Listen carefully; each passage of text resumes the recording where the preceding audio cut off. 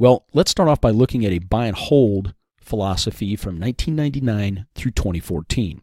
And what we can see here, and we're looking at a chart of the S&P 500, and so we're going to start off in the left-hand side of the chart there in 1999, and you can see the market start to rise up, and then we hit this blue line, which, by the way, if you look over to the right, you can see the scale. That's 1,500 on the S&P 500. So that's 1500 is the price level.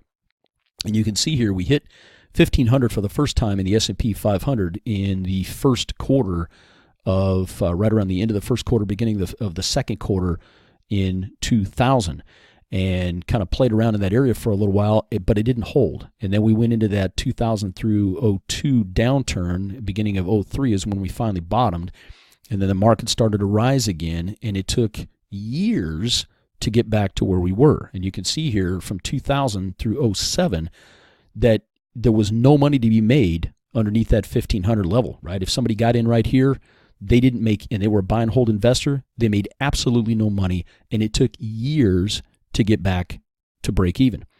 Same exact thing happened during this time frame.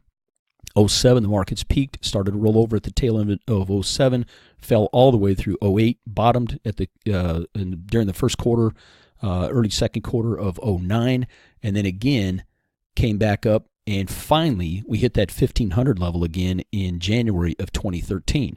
So what I hope you're taking away from this is that it took, for a total of 12 years and 10 months, almost 13 years, guys, the markets went nowhere. We were trapped underneath that 1,500, 1,550 price level. You can see it over here to the right.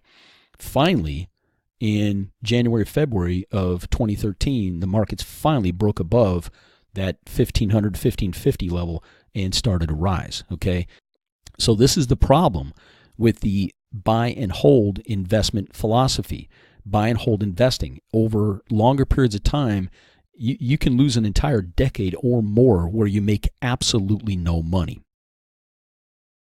If you would like to find out more about becoming a successful investor, I would highly suggest you watch my information-packed Successful Investor webinar. It is out on my YouTube channel. I will also leave a link to that webinar in the description box below this video. The webinar is about an hour long. It is information-packed. It's going to be one of the most important hours you have ever invested in yourself. That I promise you. So what are the next steps?